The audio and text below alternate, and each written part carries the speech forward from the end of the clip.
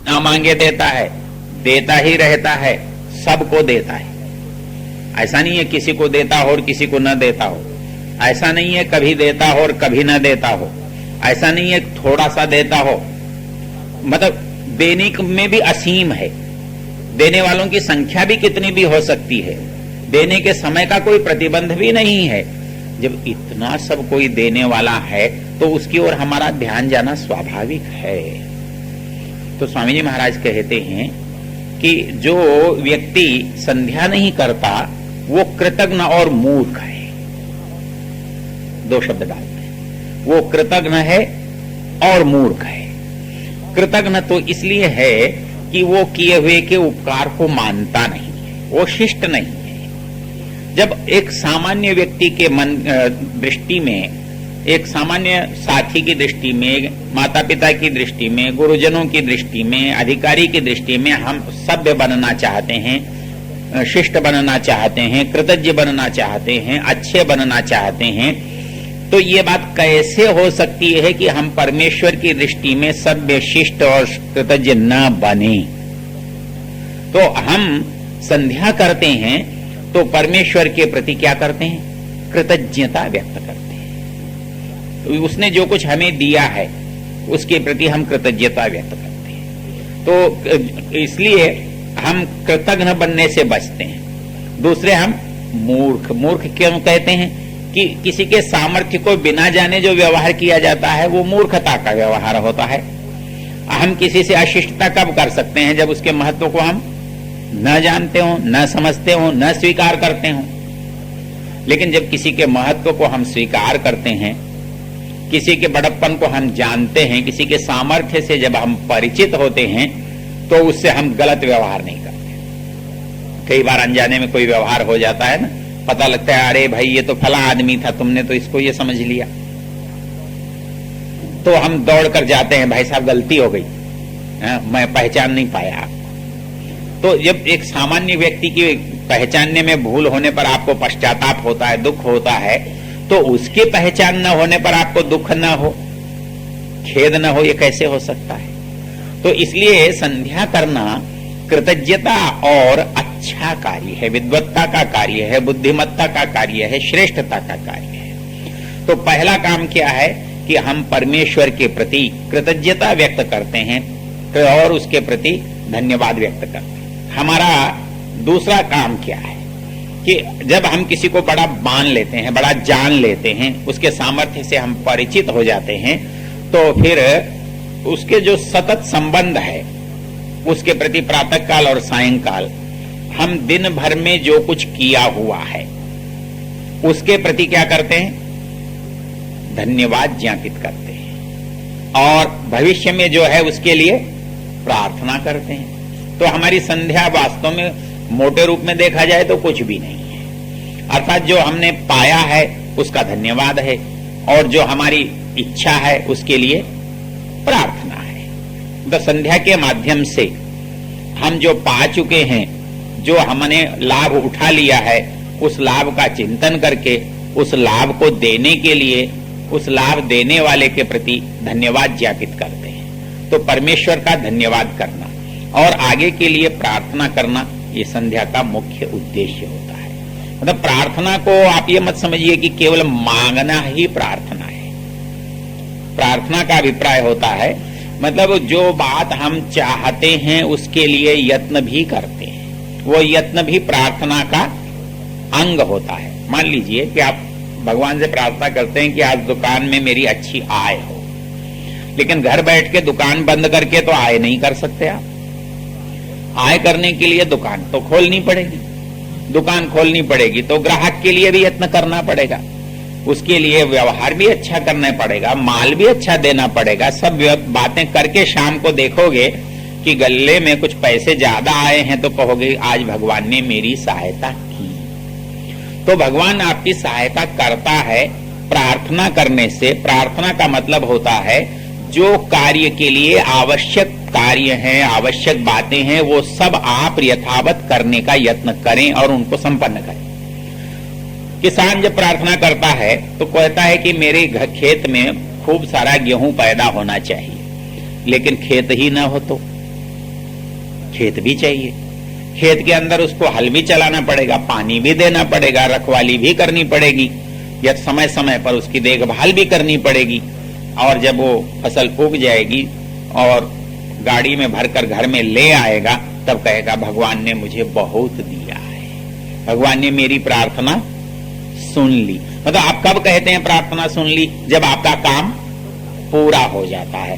तो प्रार्थना तब तक अधूरी है जब तक काम पूरा नहीं हो जाए। तो इसलिए प्रार्थना केवल शाब्दिक नहीं होती, प्रार्थना व्यवहार में आती है, कर्म के रूप में होती है।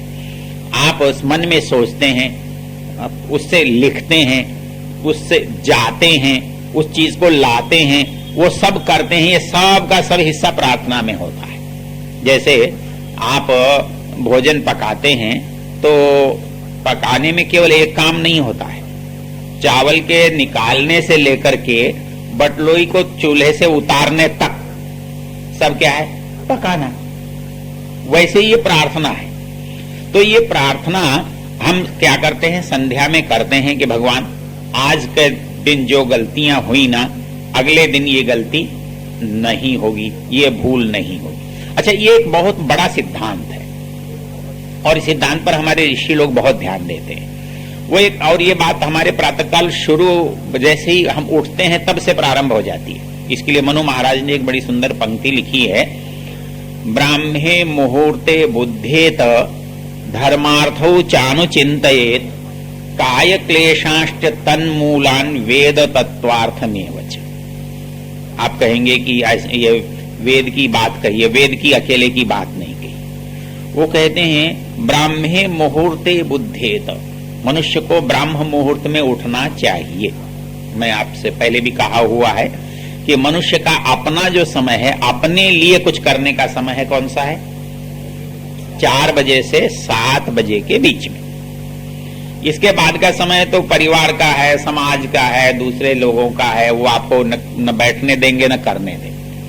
आप संध्या करना चाहें, आप व्यायाम करना चाहें, आप संगीत सीखना चाहें, आप स्वाध्याय करना चाहें, आप भजन करना चाहें, कुछ भी करना चाहें जो आपका व्यक्तिगत काम है, वो व्यक्तिगत काम का समय ब्राह्म मुहूर्त है। तो इसलिए ऋषि कहते हैं ब्राह्मे मुहूर्ते बुद्धेत, और क्या करे? धर्मार्थौ चानुचिंतयेत, धर्म और अर्थ का चिंतन करे, धर्म और अर्थ का चिंतन करे कि क्या करना है, क्या नहीं करना है, हा? और कैसे लाभ लेना है, लाभ के क्या क्या उपाय हैं। और उसके साथ एक और रोचक बात उसने लिखी, अनिवार्य बात है, काय क्लेशाश्च तन्मूलान। यदि मनुष्य को देखें तो मनुष्य दुनिया के सारे काम करता है, सदा करता रहता है, लेकिन वो सबसे कम अपने बारे में सोचता है, अपने शरीर के बारे में सबसे कम सोचता है। और वो सोचता भी तब है जब वो मजबूर हो जाता है। हाँ, उसके पैर में दर्द हो, कि उसके आंख में दर्द हो, कि उसके कान में दर्द हो, कि उसके दांत में दर्द हो, ये सब बातें तब होती हैं जब दर्द हो जाता है। तो लेकिन यहां पता है मनु महाराज क्या कहते हैं? काय क्लेशाश्च तन्मूलान। ये मुख्य बात है कि प्रतिदिन मनुष्य को यह सोचना चाहिए कि उसे शारीरिक कष्ट क्या हैं और उनका कारण क्या है। ये बहुत मुख्य बात है। काय क्लेशाश्च तन्मूलान, जब ये सोच लेता है तब मनु कहते हैं वेद तत्वार्थमेव च। तो थोड़ा सा फिर वेद के बारे में भी चिंतन करना चाहिए, वेद के बारे में भी ध्यान करना चाहिए। तो इसलिए ये जो हमारे यहाँ चिंतन की परंपरा है, इस दृष्टि से हम संध्या में भी ये चिंतन करते हैं कि हमसे क्या बुरा हुआ है और क्या अच्छा हुआ है। संध्या जो है अपने आप में देखा जाए तो पूरा का पूरा अष्टांग योग है। मतलब यम नियमों का पालन तो 24 घंटे करना होता है। उसके बाद जितना भी काम है वो सब संध्या में शामिल हो जाता है। आसन है, प्राणायाम है, प्रत्याहार है, धारणा है, ध्यान है, समाधि, इसके विस्तार में नहीं जाएंगे, लेकिन संध्या में इसका विशेष उपयोग होता है। अब हमें संध्या क्यों करनी चाहिए, इस पर हम विचार कर रहे हैं ना। तो संध्या क्यों करनी चाहिए? तो सबसे पहली चीज हुई कि हम एक सभ्य मनुष्य बने, इसलिए संध्या करनी चाहिए। हम कृतज्ञ व्यक्ति बने, इसलिए संध्या करनी चाहिए। हमें अपने दुखों का निवारण करना है, हमें अपने दुखों का उपाय करना है, इसलिए संध्या करनी चाहिए। संध्या करने से हमारे दुख कम होते हैं। क्यों कम होते हैं? उसके दो तरीके हैं। एक, कम तो इसलिए होते हैं कि हम परमेश्वर का स्मरण करके कोई काम करेंगे तो अनुचित काम हमसे होंगे नहीं, इसलिए होते हैं। और दूसरा, जो मनु का श्लोक मैंने पहली प्रारंभ में आपके सामने रखा था, उसका सबसे बड़ा कारण है आज बीमारियों का, दुखों का एक सबसे बड़ा कारण है तनाव। आप छोटे से छोटे बच्चे से बात करो तो टेंशन की बात करता है। एक शब्द प्रचलित हो गया है टेंशन, मतलब उसकी गंभीरता को, उसके वास्तविकता को हम कई बार अनुभव ही नहीं करते। तनाव, अब तनाव में और बहुत छोटी छोटी बातों पर तनाव आ जाता है। मूल चीज क्या होता है कि कौन कितना सह सकता है।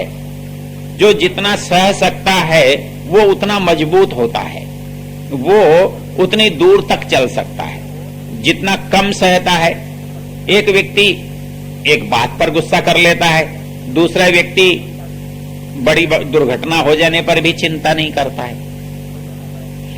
मैं किसी व्यक्ति के साथ बैठा था तो कहने लगा, जी बाहर कहीं कभी तो कोई गाड़ी टकरा जाती है, पहले तो टकराती नहीं, टकरा जाती है तो जापानी दोनों बोले उतरते हैं गाड़ी से, एक दूसरे का अभिवादन करते हैं और वापस बैठकर चले जाते हैं। तो वो समझता है कि वो मेरे से गलती हुई, वो समझता है मेरे से गलती हुई, उनको तनाव ही नहीं होता। और हमारे यहाँ रास्ते में से गाड़ी नहीं हटे या गाड़ी थोड़ी सी छू जाए तो एक दूसरे की जान ले लेते हैं, मारपीट कर देते हैं, घसीट लेते हैं। क्यों? हम सहन नहीं कर पाते। सहन क्यों नहीं कर पाते? क्योंकि संध्या करने से जो सबसे बड़ी बात मनुष्य में आती है वो आती है सहन शक्ति। जो व्यक्ति संध्या करता है वो सहनशील होता है, क्योंकि सबसे बड़ा सहनशील कौन है? परमेश्वर है। परमेश्वर आपको हर तरह से सहन करता है, और वो इसलिए सहन करता है क्योंकि आप उसे, आपको वो अपना समझता है। हम बच्चों की बात क्यों सहन करते हैं? और तो किसी की नहीं सहन करते, लेकिन अपने बच्चों की उल्टी से उल्टी बातें भी सहन कर लेते हैं। दूसरा हमें एक बार गाली देता है तो हम जीवन भर नहीं बोलते, और हमारा बच्चा जीवन भर गाली देता है तो एक बार भी नहीं बोलते। क्यों? कि हमने उसे अपना समझ रखा है, इसलिए हम उसकी सहन कर लेते हैं। परमेश्वर कहता है कि सहनशील बनो। सहनशील कब बनोगे? जब तुम उसे अपना समझोगे।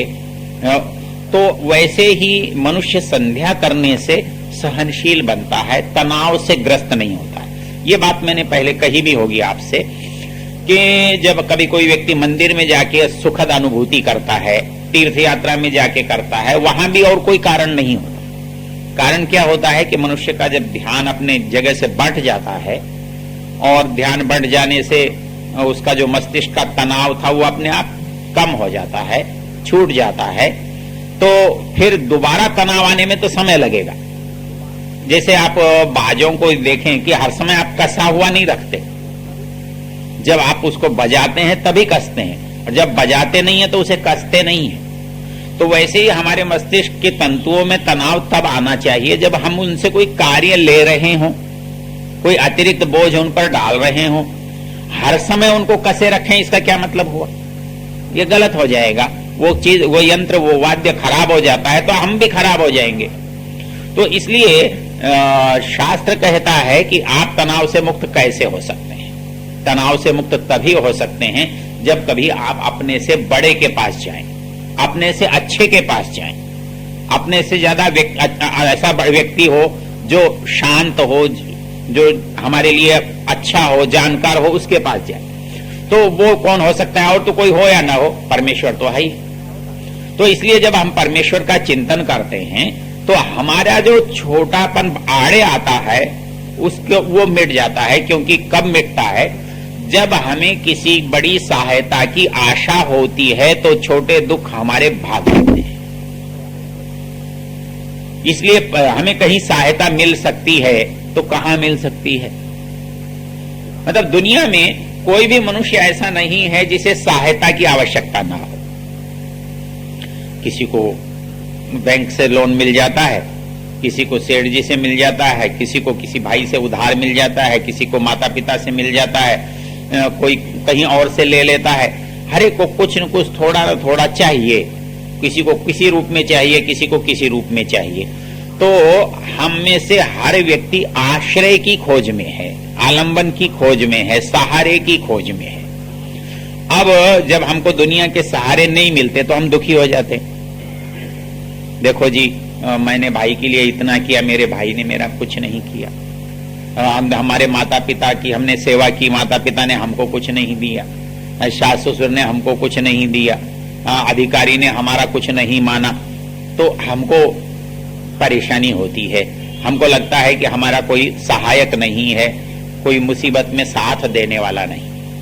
तो इसलिए संध्या से सबसे बड़ा जो लाभ होता है वो ये होता है कि मनुष्य जब दुखी होता है, इसके लिए यदि सत्यार्थ प्रकाश का आपने 7वां समोल्लास नहीं पढ़ा हो तो उसे पढ़ लेना, कि वो ये कहते हैं कि एक परमेश्वर का लाभ, मुक्ति का मिलना, वो तो बड़ा लाभ है, वो तो योगियों की बात है।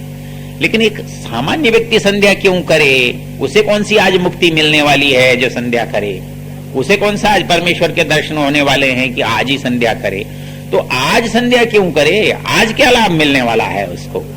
वो कहता है आज सबसे बड़ा लाभ ये मिलने वाला है कि आज जो मुसीबत आने वाली है, उस मुसीबत का सामना करने की ताकत, हिम्मत, शक्ति मुझे संध्या से मिलती है। क्योंकि उससे स्वामी जी महाराज वह एक वाक्य लिखते हैं कि मनुष्य के सामने पहाड़ जितना दुख होता है तो वो राई जितना भी विचलित नहीं होता। अर्थात उसके वो दुख सहने का सामर्थ्य, यहां ये नहीं लिखा कि दुख आता नहीं है। मनुष्य का जन्म है, मनुष्य समाज में रहता है, मनुष्य जिन लोगों के साथ रहता है वो दुख न भी दे, दूसरा दे सकता है। परिस्थिति दुख की हो सकती है, दुख तो आएगा। तो दुख आएगा तो बचने का उपाय आपको करना है, उपाय आपको सूझेगा, उपाय आपको मिलेगा और उस दुख सहने का सामर्थ्य आएगा। एक जगह वाक्य लिखा हुआ था, भगवान मैं तुझसे ये नहीं मांगता कि तू मुझे दुख मत दे, लेकिन मैं ये कहता हूं कि भगवान जो भी तू दे उसको ग्रहण करने की हिम्मत मेरे पास होनी चाहिए, उसका साहस मेरे पास होना चाहिए, उसका सामर्थ्य मेरे पास होना चाहिए।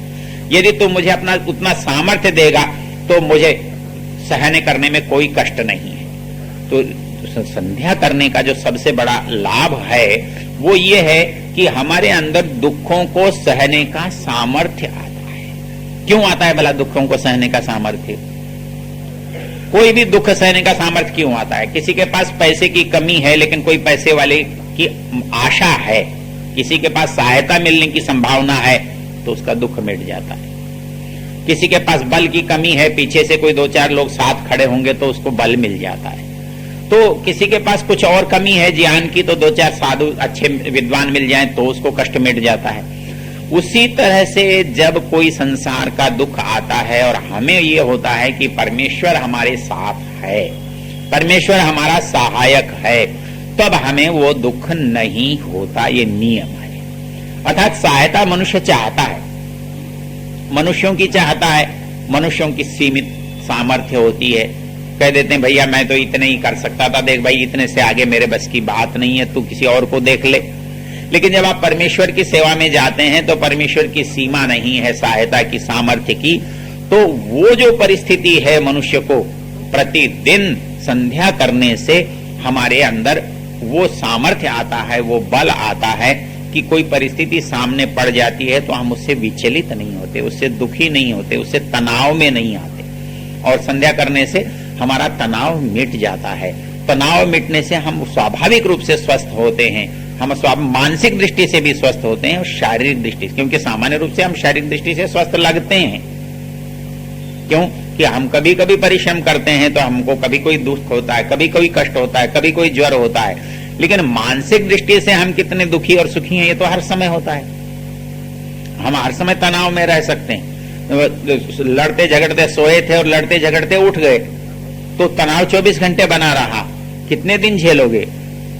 आपके तंतु कितने मजबूत हैं कि जो उनको सह सकते हैं? तो इसके लिए यदि हम संध्या करते हैं, कृतज्ञता करते हैं, परमेश्वर के प्रति समर्पण करते हैं, तो फिर हमें दुख नहीं होता। फिर हमको लगता है, यहां एक और कारण से भी हमको दुख नहीं होता। कैसे? आप ये समझते हैं कि ये हो रहा है, ये नहीं होना चाहिए, और होता है तो आपको सहन नहीं होता।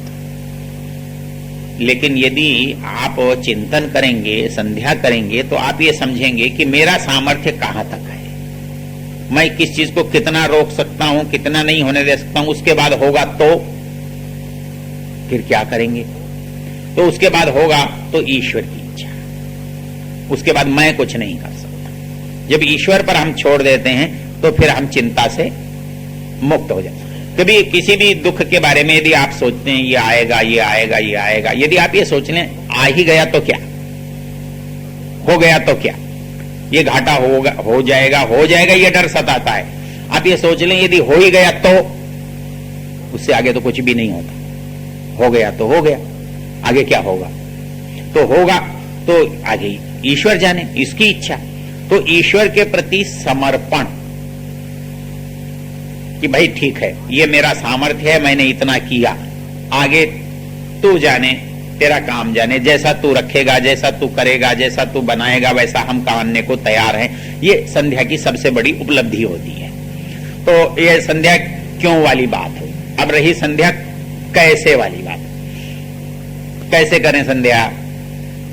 संध्या करने के लिए सामान्य नियम है, यम नियमों का पालन जीवन में कम ज्यादा करना चाहिए। सारा तो हो ही नहीं सकता, लेकिन जितना होगा उतना लाभदायक होगा। कितना हो सकता है अभी चिंतन करने पर होता है। हर परिस्थिति में एक काम कितना अच्छा हो सकता है उतना अच्छा करना, और विशेष कुछ भी करने की बात नहीं। यदि हम प्रतिदिन बैठते हैं और बैठकर ये सोचते हैं कि आज दिन में क्या किया। कई बार लोग मुझसे पूछते हैं जी मन को एकाग्र करने का क्या तरीका है। तो मैं कहता हूं देखो, सबसे आसान तरीका तो ये है कि जब कभी अवसर मिले, चाहे दिन में, चाहे रात में, चाहे यात्रा में, चाहे भोजन के बाद, चाहे कभी भी, जब आपको समय मिले तो और ईश्वर के बारे में सोचोगे तो ईश्वर दूर भाग जाएगा। मन कहेगा ये सोचने की चीज नहीं है, उसको तो कुछ और राग द्वेष की बात सोचना अच्छा लगेगा। लेकिन यदि एक चीज का अभ्यास आप करें कि आप ये सोचें कि अभी पीछे मैंने क्या किया, आज क्या किया, कल क्या किया, उससे पहले क्या किया, अभी पिछले क्षण क्या किया, पिछले घंटे में क्या किया, तो थोड़े दिन में आपको एक आदत हो जाएगी कि मन ये पूछेगा अब क्या करूं। अब तो उसको अपने आप चलने की आदत है ना, आपको पीछे चलाता है।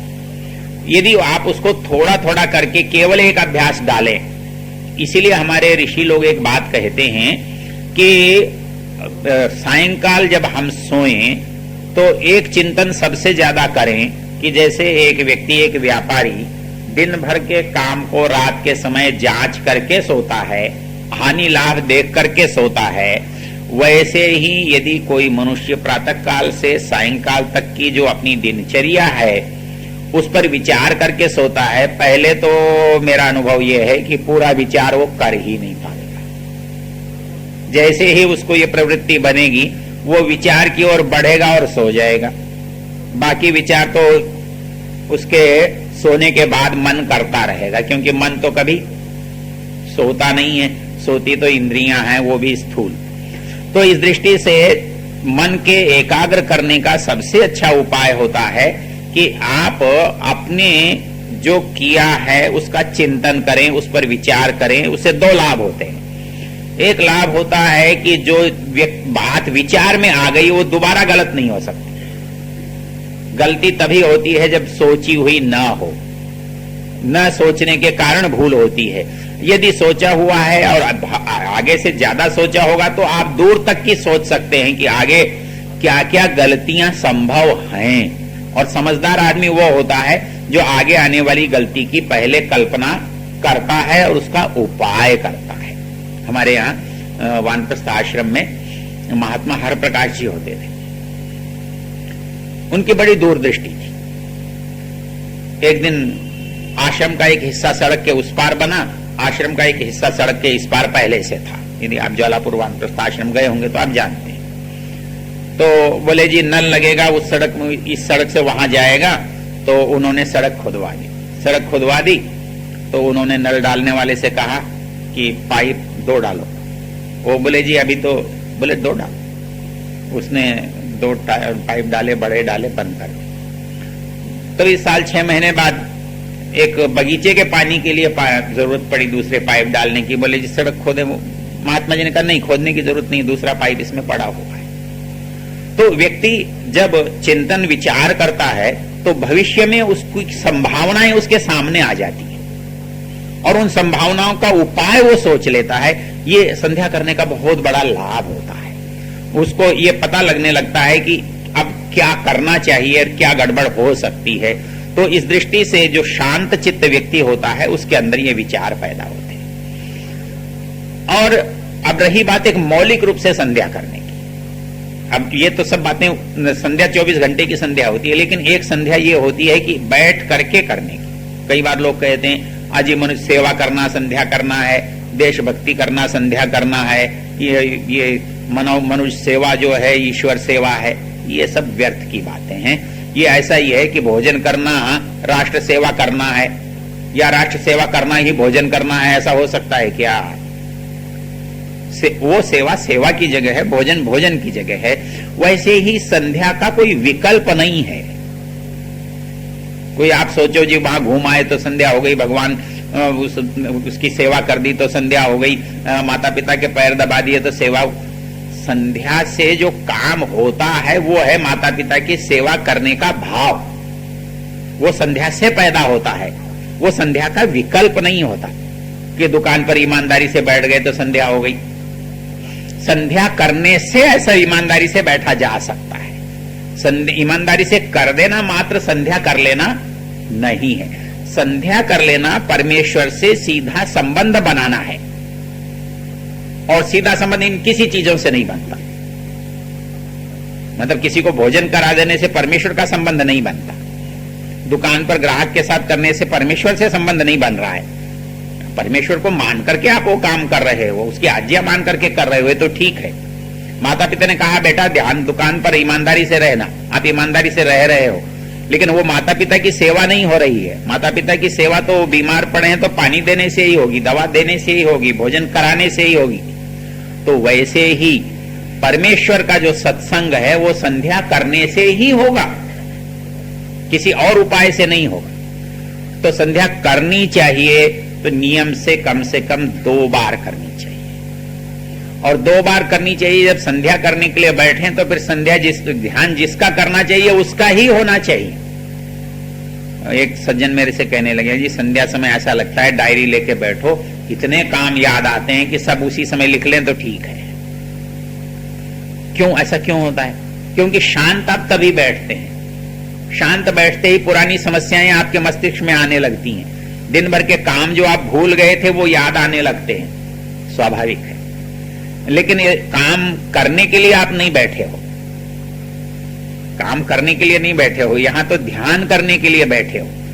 तो ध्यान करने के लिए बैठे हो तो उसका ध्यान करना चाहिए। तो इसके लिए हमारे ऋषियों ने प्रारंभ में हम इसको बोल कर करते हैं, गा कर करते हैं। मतलब ईश्वर भक्ति के जो भजन हम गाते हैं वो इसलिए गाते हैं कि हम मौन रह करके उतना चिंतन नहीं कर सकते, हमारा ध्यान एकाग्र नहीं होता है। तो इसलिए हम उस तरह की कोई पुस्तक पढ़ते हैं या उस तरह के गीत गाते हैं या उस तरह की बात करते हैं, उस तरह का प्रवचन सुनते हैं, ये बात होती है। लेकिन मूल चीज क्या है? सबसे पहली चीज इसमें क्या आता है? यम नियम के बाद पहली चीज आती है आसन। मतलब संध्या की मूल चीज है आसन। आसन का मतलब होता है आराम से बैठना, मतलब जिसमें कमर ठीक हो, गर्दन ठीक हो, पैर ठीक हो, लेकिन कष्ट पाना नहीं। क्योंकि कोई चीज यदि आपको कष्ट देगी तो आप अगला काम नहीं कर सकोगे। पैरों में दर्द हो जाएगा आपके बैठने से तो ध्यान कैसे होगा? कमर में दर्द होगा तो ध्यान कैसे होगा? तो ध्यान होने के लिए जो सहज परिस्थिति है वो कैसे पैदा होनी चाहिए। तो इसलिए वो कहते हैं कि जिसका सन यदि सिद्ध हो जाए तो आगे के काम अनायास सिद्ध हो जाते हैं। और मूल चीज है, हम संध्या कितनी भी लंबी